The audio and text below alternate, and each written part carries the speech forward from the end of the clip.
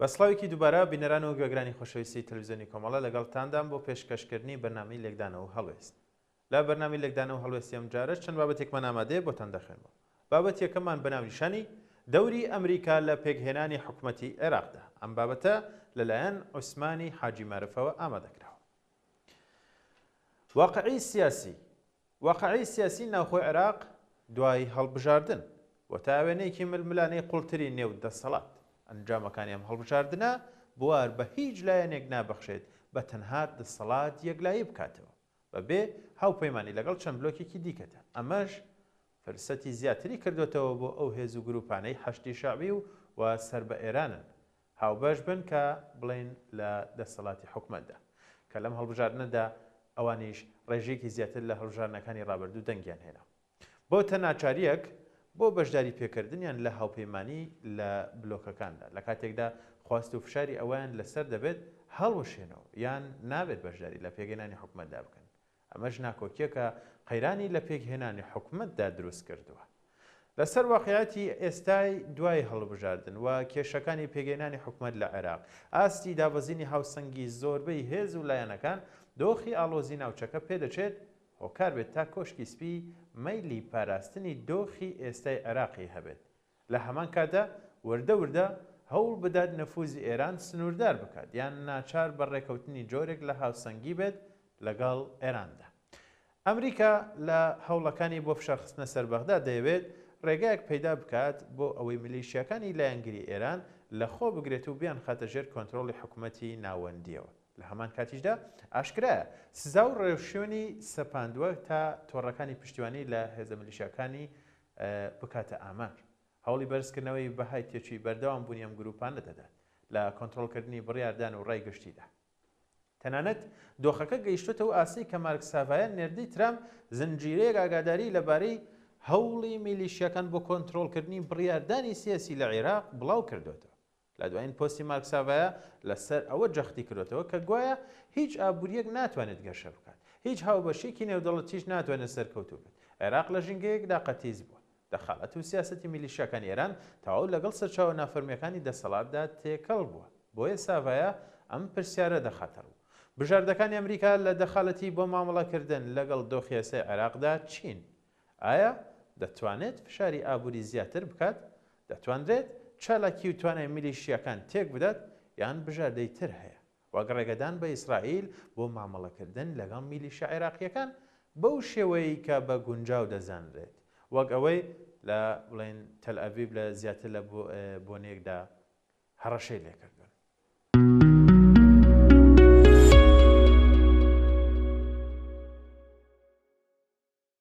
لەنێو ئەم جەنجاڵیە ئەو پرسیارانەی لەمڕۆدا بۆ دۆخی سیاسی عێراق دێنە پێشەوە بە تایبەتی لە دەور و دەخاڵەتی ئەمریکا بۆ جەختی باڵادەستی بەسەر عێراق و ناوچەکەدا. ئایا دەستێوەردانی سەربازی سنوورداریان بەرفراوان وەڵام بە چارەسەری کێشەکانی عێراق و پێگەهێنانی حکومەت دەداتەوە لە بەرژەوەندی ئەمریکا بێت یان بەرداوامی بە پەرەسەندنی گەمارەوە بووریەکان بدات یان قبولکردنەوە بەردەوامبوونی دۆخی ئێستا لەگەڵ کوت لە چەکدارەکان کە نەفوزی خۆیان دەپارێزن سازش بکات بەڵام بە شێوەیە کە کەمتر زیان بە بەرژەوەندەکانی ئەمریکا و ئیسرائیل بکەێنێت. هەڵبەتە هەڵبژاردەیەکی ئەمریکا بۆ چوونەتی دەخالەت و هەوڵەکانی بۆ کۆنتڕۆڵکردنی حکوومەتی عێراق کاردنەوەی جیۆپۆلیتیکی و ئابووری و کۆمەڵایەتی ئاڵۆزی بەرچاوی دەبێت کە بە ناچاری بە جۆرێک عێراق لە نێو شانۆی سیاسی ململانەی ئەمریکا و ئێراندا دەهێڵێتەوە و کاریگەری نەرێنی زیاتر لەسەر ناجێگیری سیاسی عێراق و ژینگەی ناوچەکە دەبێت. ئەو سزا نێودەوڵەتیانەی ئەمریکا و هاوپەیمانەکانی دەیسەپێن بەسەر عێراقدا تەنیا بەربەستی ڕەمزینی بەڵکو ئابووری عێراق پەک دەخەن ئەگەر کەرتی وزە یان کۆمپانیا بیانیەکانی نەوت کە لە عێراق کار دەکەن بکەنە ئامانج ئەم جۆرە سزایە دەتوانێت کاریگەری لەسەر بەرهەمهێنانی نەوتی عێراق هەبێت.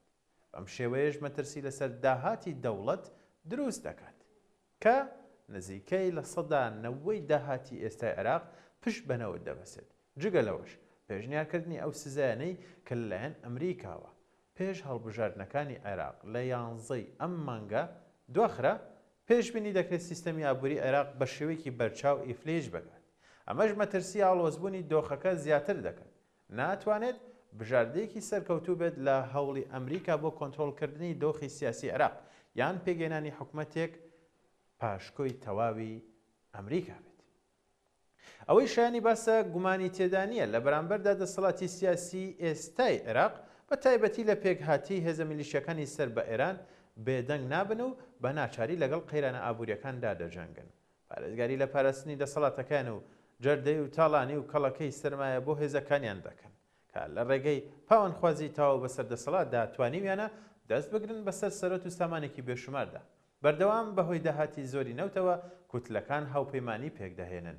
عێراق لە ئێستادا ڕۆژانە نزیکەی 4 ملیۆن بەرمیل نەوت هەناردە دەکات. ئەمە جگە لە هەناردەکردن و ئۆپراسیۆنی قاچاقچێتی کە لەلایەن حیزب و هێزەکانی ناوحکوومەتی عێراق و حکوومەتی هەرێم و سیاسەتمەداران و سەرکردەکانی میلیشیاکانەوە لە ڕێگەی ڕێڕەوی قاچاقی جۆرا و جۆرە ئەنجام دەدرێن. هەندێکیان لە ڕێگەی دەریاوە، هەندێکی دیکەیان لە ڕێکەی وشکانیەوە. زۆرینەی ئەو هەناردەکردانە لە داهاتی خەزێنەی عێراقدا نین.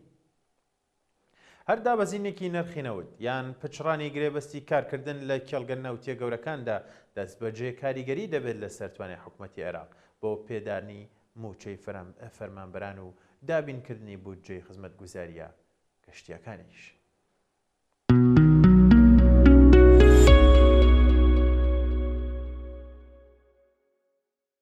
لەلایەکی ترەوە تێبینیەوە دەکرێت کە بژاردەی سەربازی ئەمریکا بۆ هێرشکردنە سەر هێزەکانی حەشدی شعبی ئەو هێزانی ئەمریکا قبوڵ ناکەن. ئەمەش بژاردێکی قورسە و دۆخەکە ئاڵۆزتر دەکات. تەنانەت هێرشێکی ئامانجداریش بە شێوەیەکی یەکلاکەرەوە کێشەی میلیشیەکان و دەور و دەخالەتی فراوانبوونی ئێران لە چوارچێوەی عێراقدا چارەسەر ناکات. بە پێچەوانەوە ڕەنگە متمانە بە بانگەشەی میلیشیەکان بدات کا بڵێن پلانێکە لەسەر عێراق و بەرگری دەکەین پەنا بۆ دوا بژاردەی مانەوەی خۆیان ببن. ئەمەش کارەسەتی گەورە بە دوای خۆی دەداهێنێت. هەڵبەتە ئەو بژاردەی ئەمریکا گەر بیەوێت جەخت لەسەر پاراستنی دۆخی ئێستا بکات دەبێت هێزەکانی حەشدی شعبی لە پێکهاتی حکوومەتدا قبوڵ بکات. لەلایەکی تریشەوە ڕێوشوێنی کەمکردنەوەی نەفوزی میلیشیەکان پەرە پێ بدرێت. دوجار ئامانجی کەمکردنەوەی بازنەی کاریگەریەکانی ئێران بەسەر عێراقدا هەبێت کە بۆ ئەمریکا گرنگیەکی هەیە. ئەوەی ئەمریکا لە ئێستادا دەیەوێت کەمکردنەوەی گرژیە نێوخۆیەکانە بۆ مسۆگەرکردنی کارکردن بە شێوەی پێکهێنانی حکوومەتێک کە دەبێت لە دوجاردا ئەرکی هەڵوەشانەوەی میلیشیەکان و چالاکیەکان و چەسپاندنی چەک لە ژێر کۆنتڕۆڵی دەوڵەتدا بگرێتە ئەستەوە. بەشێکی زۆری هێزەکانی چوارچێوەی هەماهەنگی شیعە پێیان وایە ئەمە ممکنە، بەڵام دەبێت وەردەوردە جێبەجێ بکرێت، نەک لە ناکەو و بە زۆر. بەڵام ئەم بژاردەیە چەند دەخایەنێت و تا چەند سەرکەوتن مسۆگەر دەکات وەڵامێکی ڕۆشنی نییە. کێشەکە لەوەدایە کە بەدوای بردومانکردنی کێڵگەی غازی کۆرمۆر لە سلێمانی بڵین بە شێوەیەکی بەرچاو چوارچێوەی شیعەی تێکداوە، هەرچەندە هێزەکانی چوارچێوە ڕایانگەیاندووە کە میلیشیاکان هیچ پەیوەندیەکیان بەو هێرشەوە نەبووە. بەڵام بەڵگە هەیە کە ئەوە پێشواز دەکاتەوە کە گروپێکی سەر بە هێزەکانی حەشدی شعبی بەرپرسیار بووە. هەروەها ئەم گروپە فەرمانی ڕاستەوخۆی لە هێزە ناوخۆیەکان وەرگرتووە کە پەیوەندیەکی بەهێزیان لەگەڵ ئێرانیشدا هەیە. ڕەنگە ئەم بردومانە واشنتۆن بخاتە سەر بژاردەکانی تری بەتایبەتی کە کۆمپانیا ئەمریکیەکان لە کێڵگە ناوتیەکان و گازیەکان دەستیان بە کارەکانیان کردو. بۆیە بردومانکردنی کێڵگەی غازی سلێمانی لە چەمچەماڵ وەک پەیامێکی ئاگرین کاریگەر بوو کە توانای ئەو میلیشیانە بۆ ئیفلیچکردنی کارەکانی کۆمپانیەکان ئەوە نیشان ئەدات ئەگەری ئەوە هەیە فشاری زیاتر بکەن. دەتوانین دەربارەی هەوڵدانی بژاردەکانی ئەمریکا بۆ کۆنتڕۆڵکردنی دۆخی سیاسی عێراقەوە بڵێن نەک بە ئاراستەی ئایندێکی ڕۆشن و ئارام و دابینکردنی ئاسایش هەنگاو نانێت، بەڵکو دەخەڵەتی ئەمریکا بەردەوامی هەمان ئەو ڕێڕەوەیە کە لە جەنگی کەنداوە عێراقی وێران کرد. لایەنێکی گرنگی ئەم دۆخە ئەوەیە پێشبینی ئەوەش دەکرێت تووڕەیی و ناڕزایەتی خەڵک دۆخەکە بگەڕێنێتەوە بۆ سەردەمی ناڕزایەتیەکانی ئۆکتۆبەری 2009 زاینی و بە شێوەیەکی فراوانتر کە حکوومەتی عێراق بە فەرمی و نافەرمی دەخاتە نێو چاڵی قەیرانێکی قوڵترەوە. لە هەمان کاتدا دەوری ئەمریکاش بۆ کۆنتڕۆڵکردنی عێراق دەباتە دواوە، هەر بۆیە دەکەوێتە بەربژاردەی ئاڵۆز و پێچیدەترەوە بۆ دەور و دەخاڵەتی لە عێراقدا.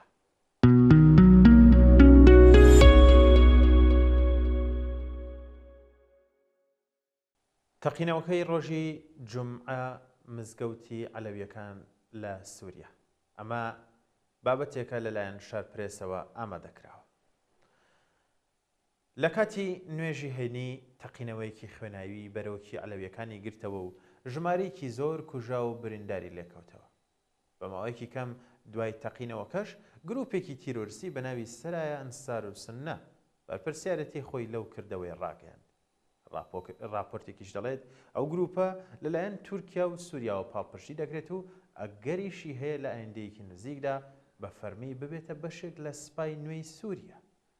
مێژوو ناوی ئەنسار و سنە بۆ نزیکەی 23 ساڵ لەمەوبەر بەردەگەڕێتەوە.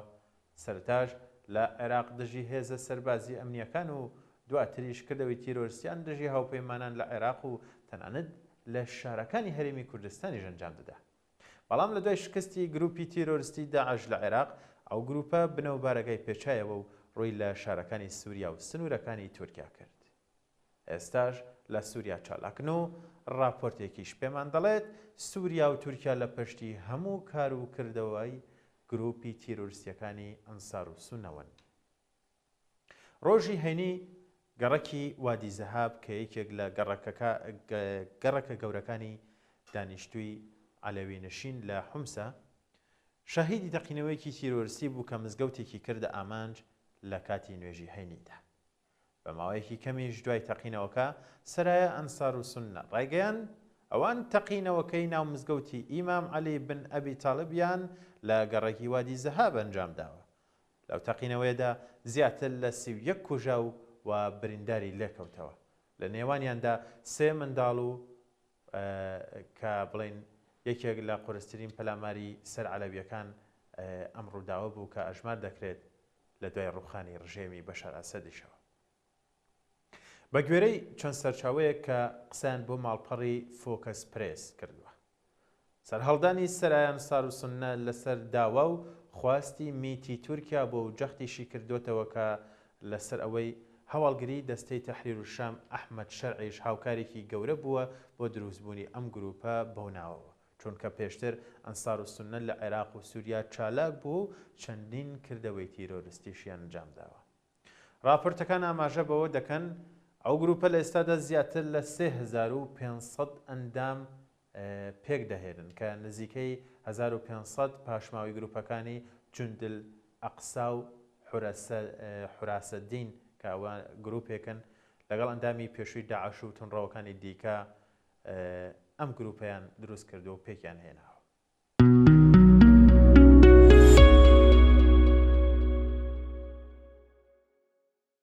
2025 زاینی چ ساڵێک بوو. ئەمە ناونیشانی بابەتێکە لەلایەن دکتۆر سەردار عەزیزەوە ئامادەکراوە. 2025 زاینی ساڵێکی ناوازە بوو. ساڵێک بوو کە تێیدا لە ئاستی سیستەم و بیر و هێزدا لە دنیادا وەچەرخانی گەورە ڕوویدا. گەورەترین وەچەرخان کۆتایی چیرۆکی ئەمریکا بوو لە سەردەمانێکی زۆرەوە. ئەمریکا وەها خۆی دەبینێت کە ناوازەیان ئێکسێپشناڵە، بەڵام بە هاتنی ماگایان ڕاستڕەوەتنڕەوەکانی ئەمریکا ئەم چیرۆکە کۆتایی هات.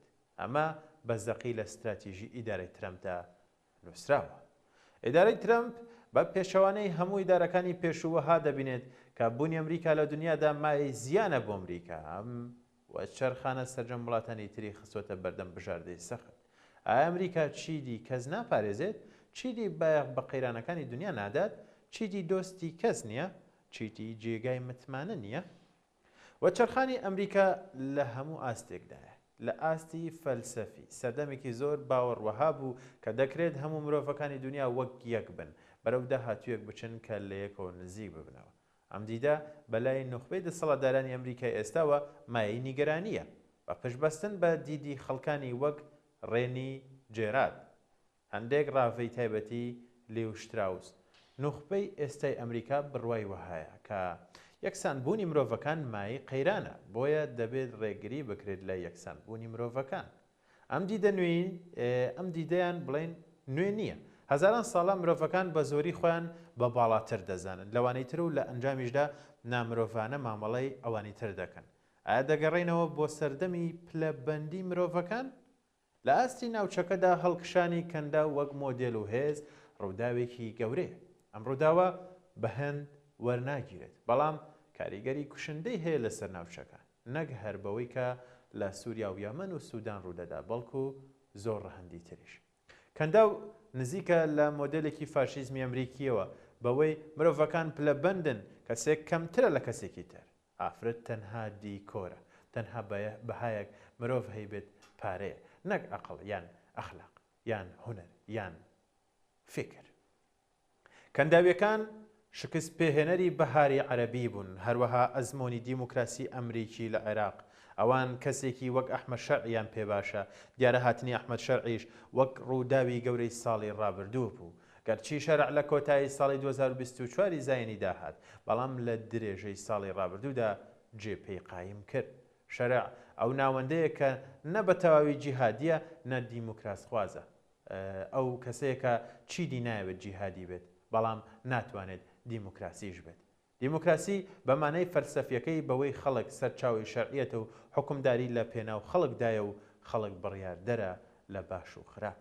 شەرع مایی بە سونی بوونەوەی دیمەشقە. ئەمە تەنها وەچەرخانێکی تایفی نییە، بەڵکو جیۆپۆلیتیکیشە، دژە پرۆژەیەکە کە دەیخواز ناوچەکە بە شێوازێکی جیاواز بێت.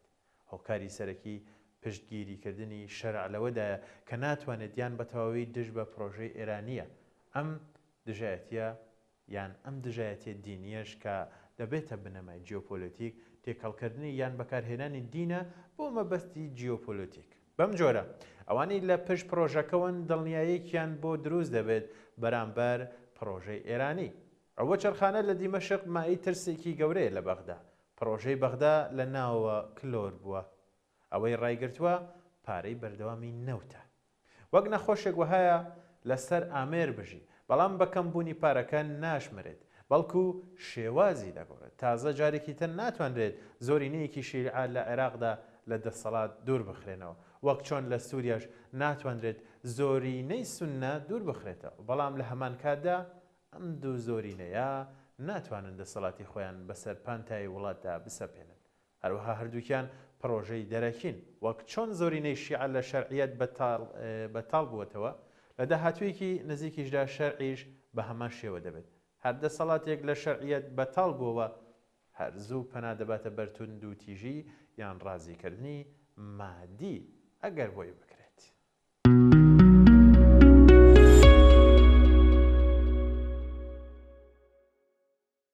بەڵێ بینەرانی خۆشەویست، ئەمەش بابەتەکانی ئەم جارەی بەرنامەی لێکدانەوە هەڵوێز بوو کە بۆ ئێوەمان ئامادەکرد بوو. تا بەرنامەیەکی تر ئامادەکردنی چەند بابەتێکی تر بۆ ئێوەی خۆشەویست، کات و ساتێکی خۆش بۆ هەموو لایەک.